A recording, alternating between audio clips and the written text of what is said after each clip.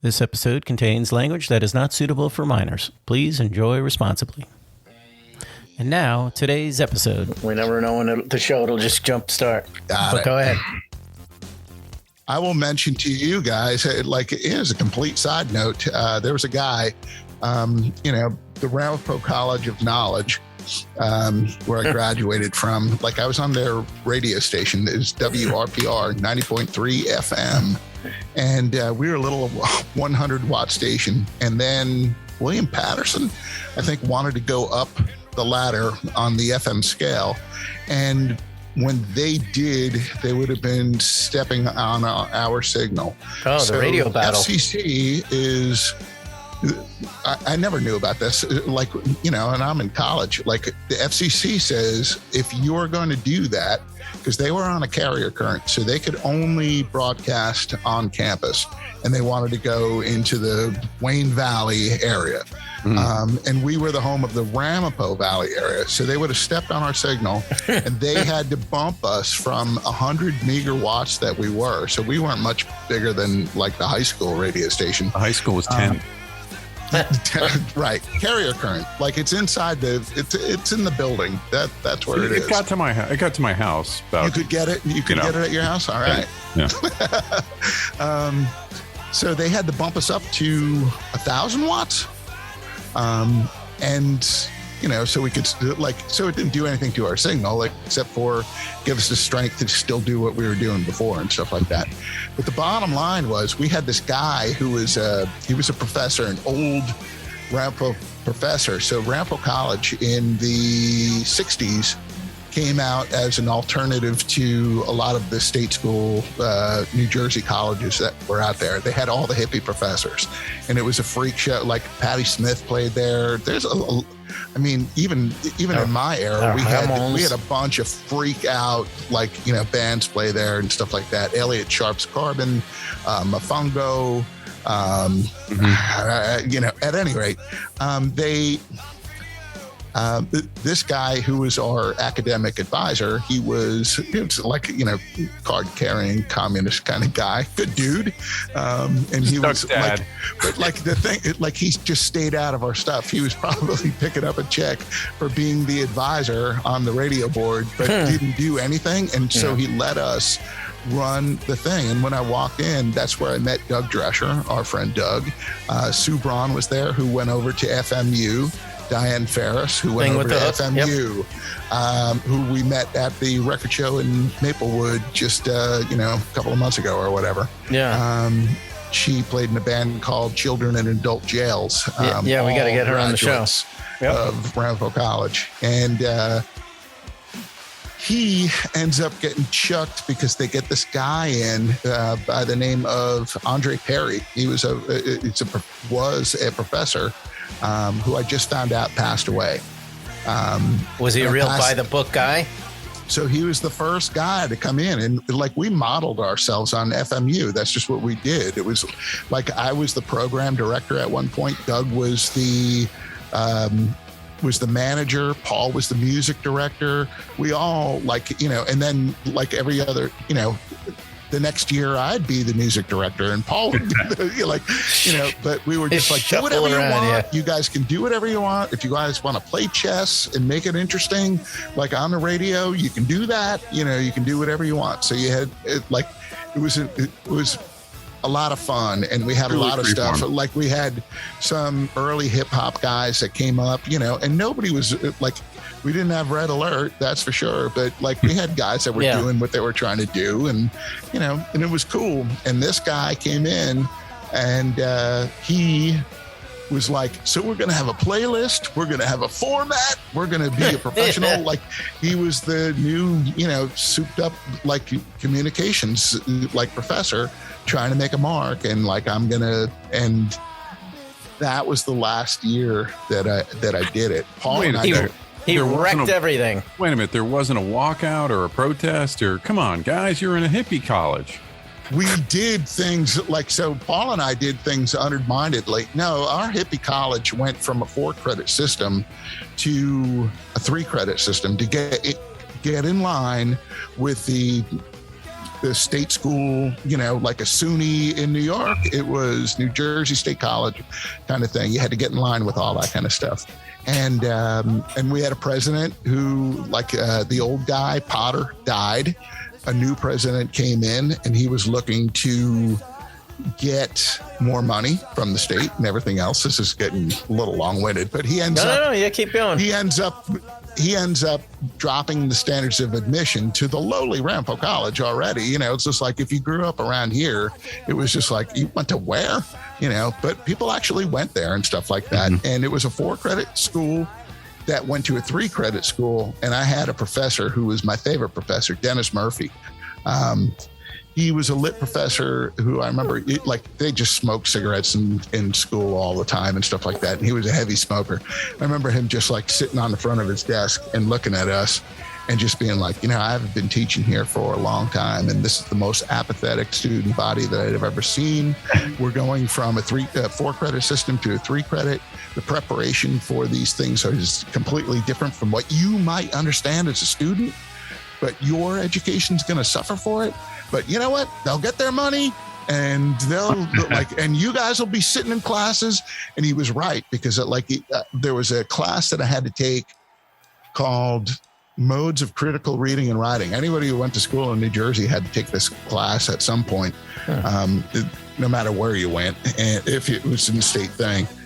And I was like a senior, and I was just like, oh man, that's like an entry level class. It was a 101, and I had to sit through that, and they were conjugating verbs like that we had done, in sophomore year. Please tell me you got this guy on the radio. No, unfortunately, Andre became the guy, but it was just like, we all, he threatened Doug, Paul and I did this show, great show. I don't know, Doug's dad was a strange character, really awesome dude. Not a dude. He was it was my friend's dad, who's an artist and a photographer and this and that. And he listened to this show that Paul and I had done. I remember Doug saying, my dad really liked the show. But it was a show where Paul and I did this thing where we called ourselves Arnold and Andy or some nonsense, and did a show where we just screwed everything up. So DJ mistakes would be, it was back in the days of vinyl records. So we would start the record poorly, or skip the record, or talk over the record. And of course, we had learned everything that we knew about being on the radio from Professor Andre Perry, and he was waiting for us on Monday morning, Fisher, Hewlin in my office. This is my reputation, and you had to learn about that, because we were just so I don't care, and it's just meanwhile, he's you're going to go on the radio and completely fuck everything up that we all cliched stuff, and it was whatever. And he was this is my livelihood. I got a wife and a family in a house. You two screw-ups will never do radio again in your life in the state of New Jersey. What was his genius format then? How did it get programmed? He wanted to go top 40, John, 40, and he baby. wanted to run it this is the way professional radio stations do it. There was no creative... He was trying to turn this into a vocational class. Yes, more or less. Yeah. It was more of this is going to be part of my professorialship. I will drag this into the communications department.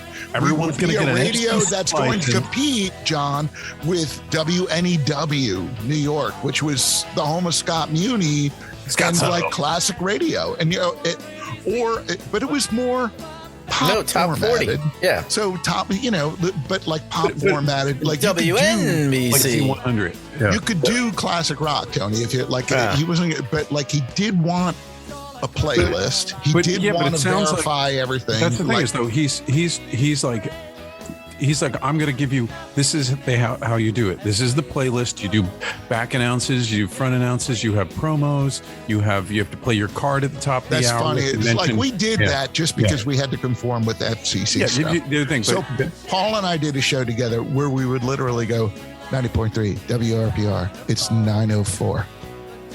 Okay, and that's it. That would like that. And if you had to do a PSA, it'd be don't smoke. and we would just like right into whatever we were doing, you know. And he was like, "No more of that nonsense. We're gonna do it like this." You two screw-ups. He was, he was trying to make men out of you, and That's you right. wanted none of it. Do we have tapes somewhere of this show? There that you is guys some stuff that I have on cassettes taped to this very day. And our old friend, I don't know, Tony, did you ever know T-Bird, Tom Berga? I've heard the name for sure. I know. I don't. Berga ended up actually, like, he was a radio DJ. He was a punk and metal guy. He was a guy that, like, I'd run into in basements and garages of people's houses, like looking for records back in the day.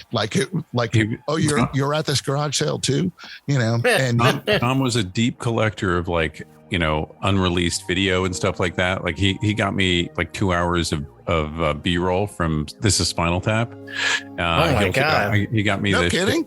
He got me the Shea Stadium concert. Did he get you the 8-hour version of Apocalypse Now? Shea Stadium the Who or Shea Stadium the Beatles? The Beatles. I meant Shea Stadium the Clash. I should even say you could put that on there. The ABC special from whatever 66 or whatever that was. Is that the one that I have more or less like on a DVD? Like I own a DVD. I don't know. It's the one where they have the military suits. Like the kind of it's also backstage stuff. They're in the dressing rooms and stuff, right? It's and Ed Sullivan introduces them. That's the one that I have. It was like I think it was either done closed circuit and then it became an ABC like special or something. I'm assuming it's on you can just YouTube that. Yeah. This is so. See, it's fun. Like I would never even do that, John, because I own it. You know what I mean? So I never even like. Oh, is that just available out there now? You know. So Tom traded me some of that stuff, and he got it for it. I know he was really into wrestling. He's like in what was the wrestling movie with Mickey Rourke? Oh, The Wrestler. The Wrestler. Yeah, that was done in like near New Brunswick, whatever. He's in the crowd. Like I don't know if he ever shows up on camera, but it was like an all-day shoot. He's in there too.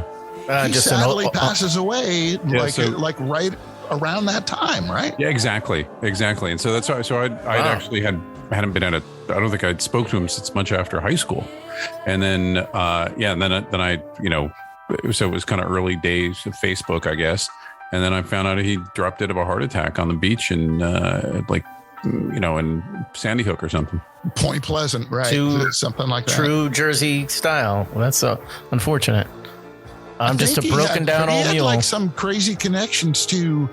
He was playing in like, you could almost say at one point he was playing in the Misfits, whatever that was. Like he was a bass player too. And I didn't know he had played any. He played the bass.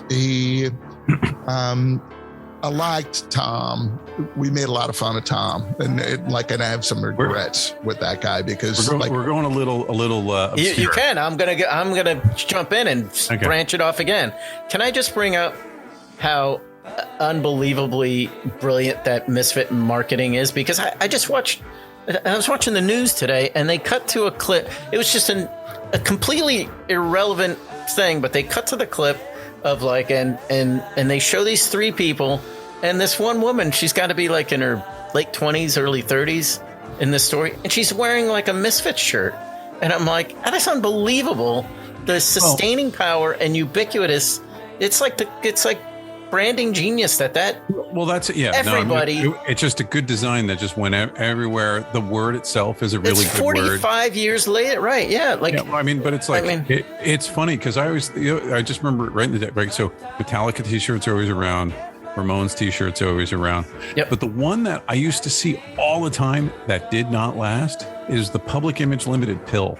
Oh yeah, you're right. Those T-shirts are everywhere, but that one didn't hang on, even though it's a great design. Yeah. It shows up on those like you get those catalogs. There was one that got out there. It was Social D had one out, and I remember being like, "Oh damn, Social D!" And there's kids wearing it. And then it was like John, probably someone was just like, "That's a hot topic." And I was just like, "Oh no!" That's part of the reason that those things. Right? It was a long time ago at this point. But a Misfits thing is like you could see Beyonce wearing them, randomly, or like back in the day. Yep. Like Gene Simmons is wearing one. Like, Why not? I mean, why not more Black Flag bars? Like those were I don't know. everywhere. Yeah.